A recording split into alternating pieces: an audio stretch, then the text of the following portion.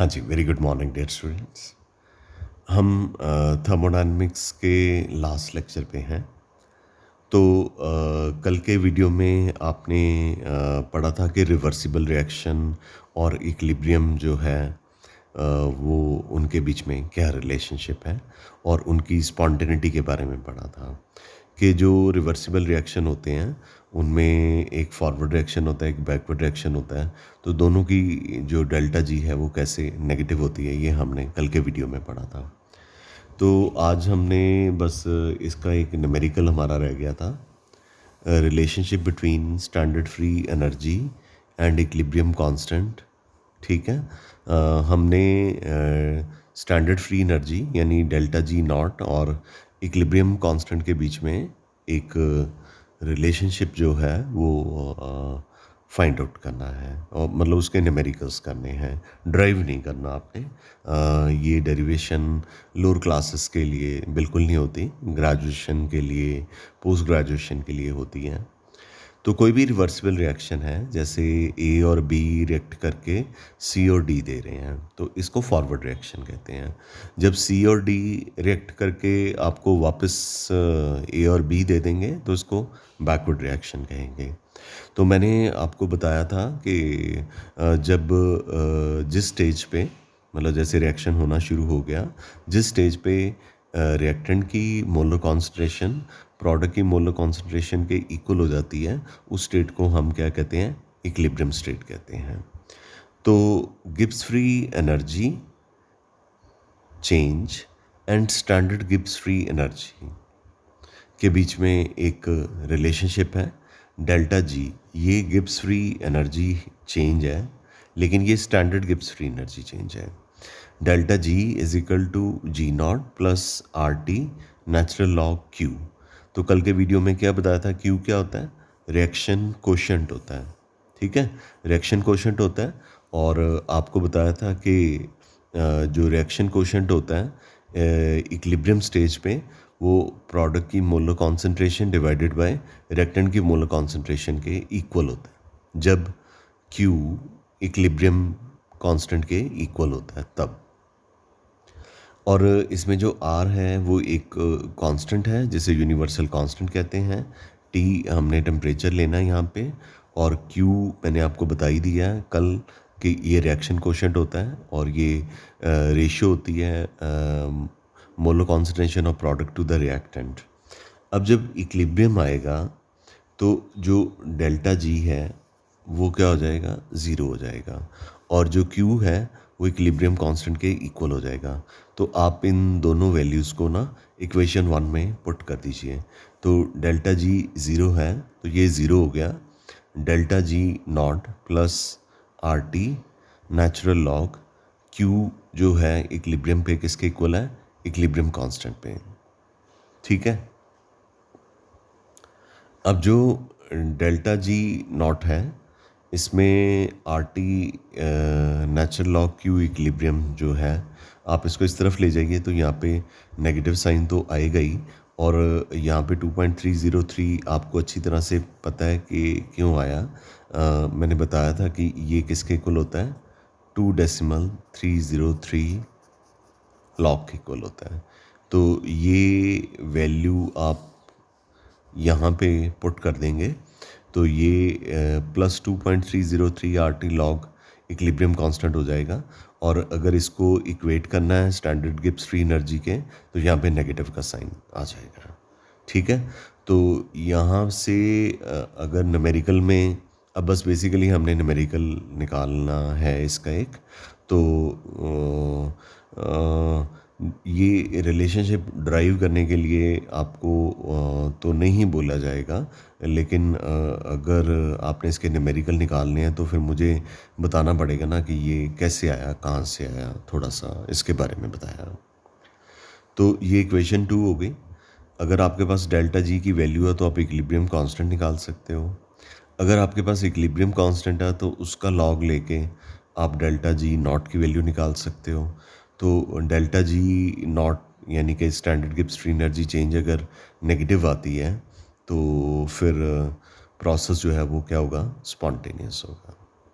और अगर नेगेटिव नहीं आती तो फिर प्रोसेस जो है वो नॉन स्पॉन्टेनियस होगा। चलिए इसके ऊपर मैं एक न्यूमेरिकल आपको करवा रहा हूँ। मैंने एक ऐसा न्यूमेरिकल चूज़ करा है कि जिससे सारी न्यूमेरिकल्स जो हैं वो आपके निकल जाएंगे।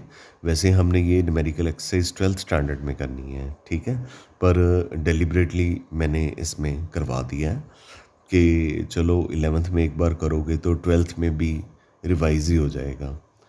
तो पहला न्यूमेरिकल है इक्विलिब्रियम कांस्टेंट के सी जो है वो कैलकुलेट करना है। इसको मैंने कल के वीडियो में बताया था कि इक्विलिब्रियम कांस्टेंट को के से लिख सकते हैं, के सी से लिख सकते हैं, क्यू के इक्विलिब्रियम के साथ लिख सकते हैं। कहता है कि इक्विलिब्रियम कांस्टेंट के सी निकालिए जिसमें टेम्परेचर 400 केल्विन गिवन है और इस रिएक्शन के लिए जिसमें NaOCl gas reversible reaction show कर रही है NO के साथ और क्लोरीन गैस के साथ और रिएक्शन बैलेंस करा हुआ है। डेल्टा H की वैल्यू किलो जॉल्स में है, डेल्टा S की वैल्यू जॉल्स में है। तो जॉल्स वाली वैल्यू को किलो जॉल्स में कन्वर्ट कर लेना, क्योंकि मैंने बताया था आपको कि अगर डेल्टा H किलो जॉल्स में है, डेल्टा S जॉल्स में है, तो या तो किलो जॉल को जॉल में कन्वर्ट कर लो या डेल्टा S जो जॉल है उसको किलो जॉल में कन्वर्ट कर लो। Choice is yours. अगर किलो जॉल को जॉल में कन्वर्ट करना तो 1000 से मल्टीप्लाई कर लो, अगर जॉल को किलो जॉल में कन्वर्ट करना तो 1000 से डिवाइड कर दो। तो इसमें डेल्टा जी नॉट नहीं दिया, तो जब तक डेल्टा जी नॉट नहीं आएगा आप इक्विलिब्रियम कांस्टेंट जो है वो तो नहीं निकाल सकते। तो डेल्टा जी नॉट निकालने के लिए आपको अच्छी तरह से पता है कौन सा फॉर्मूला लगता है, गिब्स हार्मोनिक्स इक्वेशन निकाल लीजिए, लगा लीजिए। Delta G naught is equal to delta H minus T delta S naught, ठीक है, स्टैंडर्ड स्टेट में दे दिया है। डेल्टा जो है 77.2 किलो जॉल पर मोल है, माइनस टेम्परेचर हमारे पास 400 केल्विन है और डेल्टा एस नॉट जो है वो जॉल्स में है, तो उसको 1000 से डिवाइड किया या 10⁻³ से मल्टीप्लाई किया तो ये भी किलो जॉल्स में आ गया। तो डेल्टा जी नॉट, अब इनको सबको मल्टीप्लाई करके इसमें से सब्सट्रैक्ट कीजिए, ठीक है, 1000 को नीचे ले जाना ना इसके, तो अपने आप आपका जो है ये वाला पार्ट सॉल्व हो जाएगा। तो ये किलो जॉल पर मोल है, ये भी किलो जॉल पर केल्विन पर मोल है।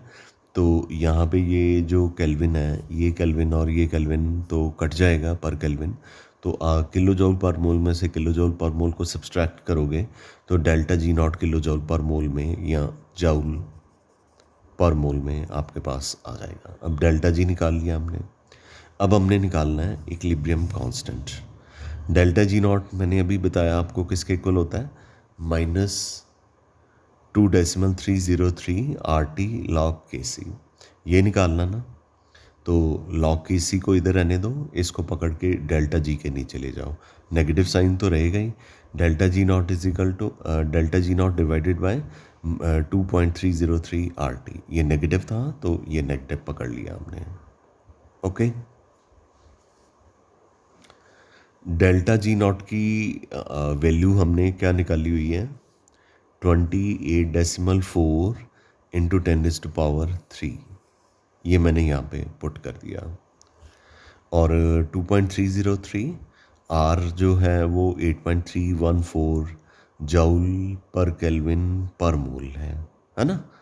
तो और टेम्परेचर केल्विन में है, सब कुछ कट जाना है। जैसे ये जूल पर मोल है, ये जूल पर केल्विन पर मोल है, ये टेम्परेचर केल्विन में है। केल्विन और पर केल्विन और केल्विन कट गए, पर मोल जूल जूल सब कुछ कट गए। तो लॉग केसी का जो इसको सॉल्व करके आंसर आया है दैट इज़ -3.7081, ठीक है। तो यूनिट इसका कोई नहीं होगा, ये डिमेंशनलेस क्वांटिटी है। अब आपको केसी यानी इक्विलिब्रियम कांस्टेंट निकालना है।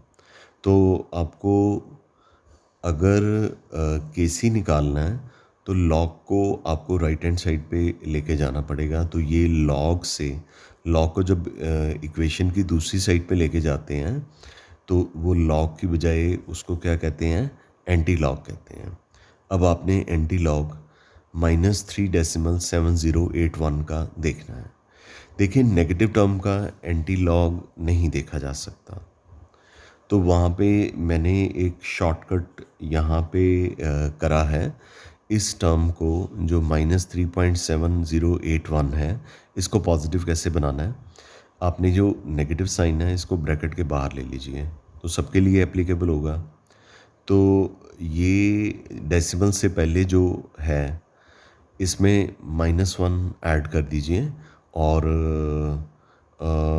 जो डेसिमल के बाद वाला वैल्यू है वहाँ पे +1 लिख दीजिए। -3 और -1 क्या होता है, -4 होता है।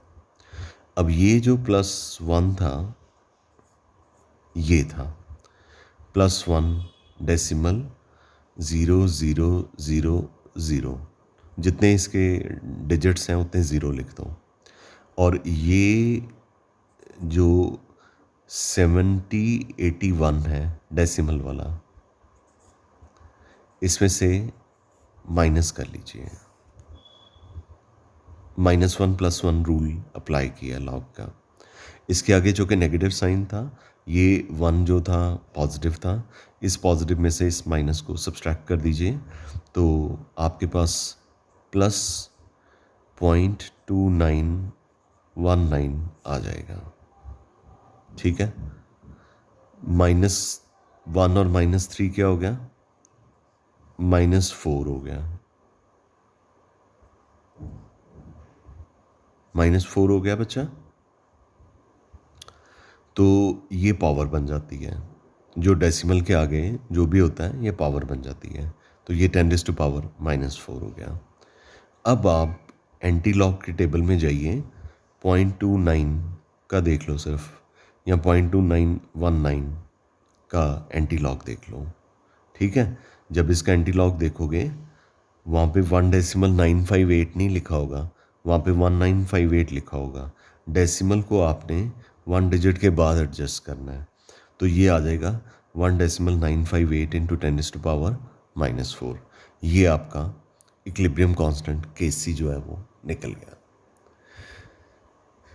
लॉग और एंटी लॉग आपने फिज़िक्स में शुरू में करा है, तो मैंने आपको रिवाइज करा दिया कि एंटी लॉग कैसे देखना है।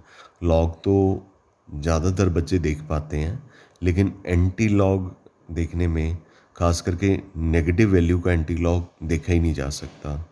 लॉग टेबल में ये प्रोविज़न नहीं है कि आप एंटी लॉग नेगेटिव वैल्यू का देखें, इसलिए हमने ये जो नेगेटिव था इसको ब्रैकेट के बाहर और कॉमन ले लिया, और ये वाली जो वैल्यू है इसमें -1 +1 रूल अप्लाई किया।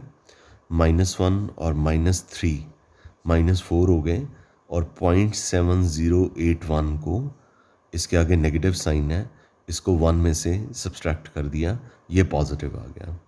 ये जो पॉजिटिव आया है 0.2919, इसका एंटी लॉग आपने देखना है। और ये जो -4 है इसको 10⁻⁻4 बना दीजिए। आंसर बेशक नेगेटिव ही है, लेकिन 10⁻⁻4 है। ये आंसर तो आपने तभी निकाल पाएंगे जब इसको आप पॉजिटिव कर लेंगे। वो हमने पॉजिटिव कर लिया, अब लॉग टेबल की हेल्प से ये आप कर सकते हैं। गॉट इट बच्चा? आई एम श्योर कि मैंने बड़ी स्लोली एंड ग्रेजुअली आपको ये करवाया है, तो आपको ये समझ लग गया होगा। ठीक है, चलिए अगला न्यूमेरिकल अब बहुत ही सिंपल है। इसमें कहा गया है कि एक फास्फोरस पेंटाक्लोराइड रिएक्टेंट है, ये इक्विलिब्रियम में है फास्फोरस ट्राइक्लोराइड और क्लोरीन के साथ 25 डिग्री सेल्सियस पे, मेरा टेम्परेचर 298 केल्विन हो गया। केसी गिवन है अब, और डेल्टा जी फाइंड आउट करना है, और आर की वैल्यू भी उसने खुद ही दे दी है। तो ये तो बहुत सिंपल है, delta G is equal to delta G naught is equal to -2.303 RT log KC। ये है आपके पास, ये आपको गिवन है। टेम्परेचर 25 गिवन है, 273 में ऐड करो 298 हो गया, लॉग 1.8 इंटू 10⁻⁷ का देखिएगा तो आपका डेल्टा जी का आंसर आ जाएगा। थर्ड लॉ ऑफ थर्मोडायनामिक्स की डेफिनेशंस हैं सिर्फ हमारे सिलेबस में। इसमें कहा गया कि जो कोई परफेक्टली क्रिस्टलाइन सॉलिड होता है उसकी एंट्रोपी ज़ीरो की तरफ अप्रोच करती है जब टेम्परेचर एब्सोल्यूट ज़ीरो होता है। एक ये डेफिनेशन है। या आप कह सकते हैं कि जितने भी परफेक्टली क्रिस्टलाइन सॉलिड्स होते हैं उनकी एंट्रोपी ज़ीरो होती है एब्सोल्यूट ज़ीरो टेम्परेचर पे। आप सोचिए ना कि -273 degree Celsius temperature, absolute zero temperature, -273 degree Celsius temperature पे क्या कोई रैंडमनेस पॉसिबल है किसी सब्सटेंस में? तो जो सॉलिड होते हैं उनमें अगर रैंडमनेस होगी ही नहीं। आप खुद सोचिए कि अगर आपको मैं -40 डिग्री सेल्सियस टेम्परेचर पे भेज दूँ गर्म कपड़ों के बिना तो क्या होगा।